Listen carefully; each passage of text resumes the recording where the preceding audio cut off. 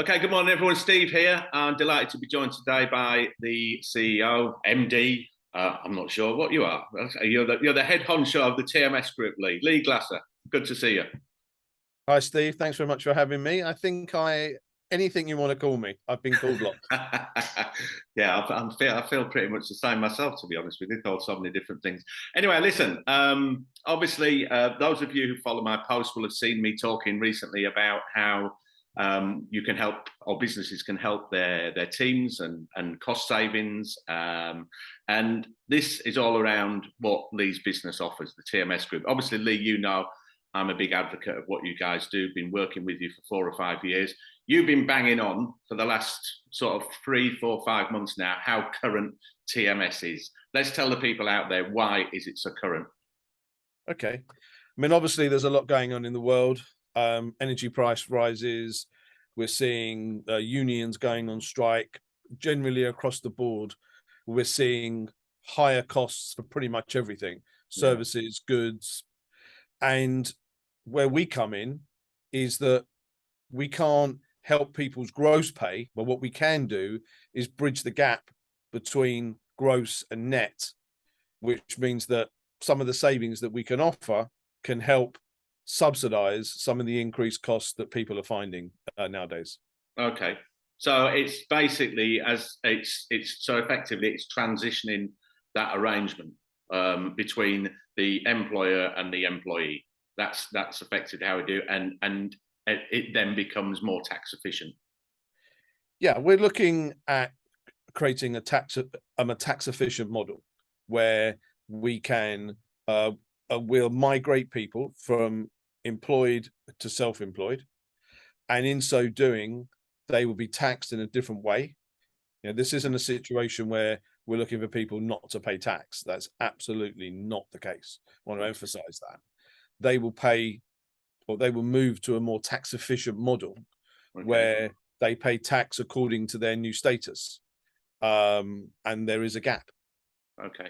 So people watching this, if they're individuals or team members in a business who could possibly offer them the opportunity of doing this, I think one of the first things that's going to come up is like, I don't want to be self-employed. Now, I know that what you offer is effectively, it's like sort of like being semi-self-employed, because there's an awful lot of the whole I'm trying to think, fear of being self-employed, if fear is the right word, is everything that's associated with it in relation to paperwork and all that sort of thing. Where do you guys come in there then? Sure. So most people that we look to speak to have always been employed. And there is that fear factor, 100%. There is a fear factor.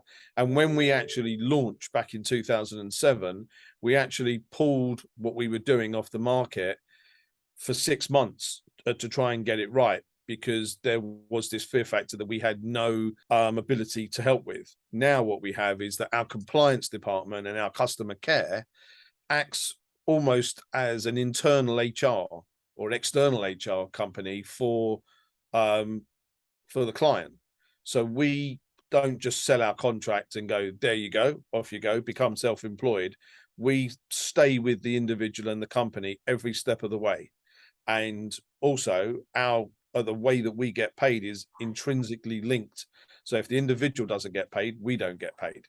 But we are every step of the way talking to them, advising them, providing them with accountants, providing them with any advice that they may need about different type of expenses they can use. And we're here to answer any and all questions, however many times they want to ask those questions, because ultimately it's their money and they need to be happy.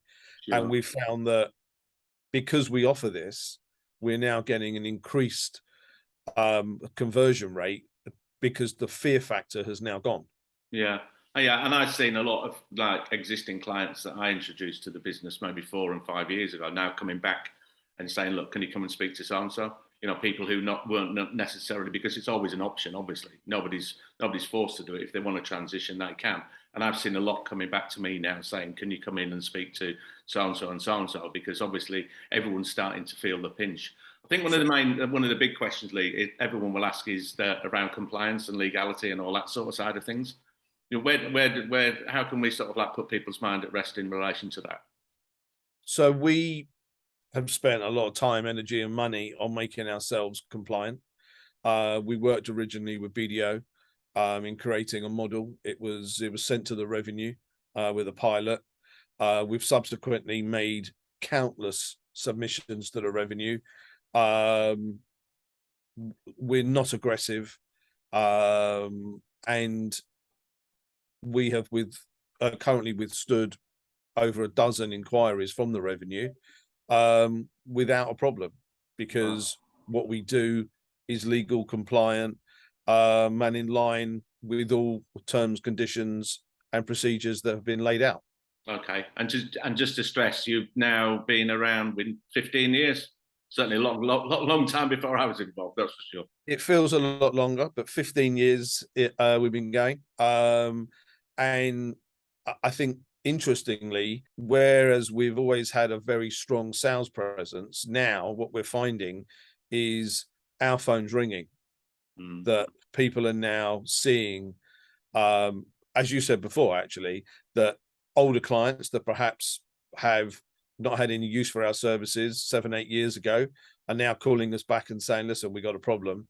Yeah. And we're seeing an unbelievable amount of ex-clients and new clients calling us, saying, I've heard about this. Can you help us? Can you show us the savings? The companies want the savings. The individuals want the savings, because, standing still is going backwards with all the increased prices that we're all having to pay. Yeah, we were just discussing off air, weren't we?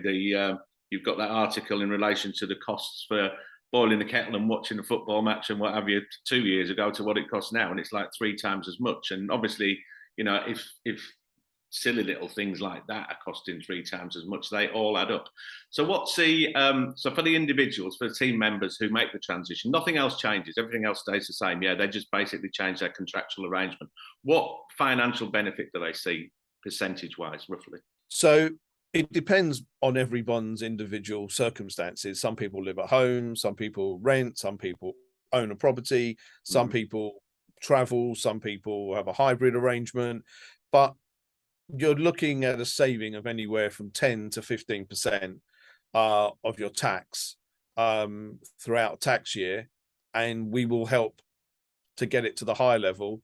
But I think it's more, if I'm right, Lee, just to sort of clarify, it's if somebody on, let's just say 35 grand a year, the 10-15%, they're going to see roughly about 300 to 350 pound a month more in their net pay packet, based on what their expenses and expenditure are. Obviously, someone with more expenses and expenditure is going to benefit more, but it's not just a 10 or 15% saving on tax, is it? It's a 10%, 15% gain on what they actually see in their pockets, rather than it going to the tax man. Yeah. Yeah, the net money that they see in their pay packet or in their bank account every month will increase by those type of numbers, for sure. Okay. And for the business, this is very important as well, because businesses are going to start to feel the pinch. What does it mean for businesses? So businesses no longer have to pay employers national insurance. So it was 13.8%. There was an increased levy this year of an extra 1.25%. So they will save that entire amount. Right. Okay. And just to clarify, workplace pension as well.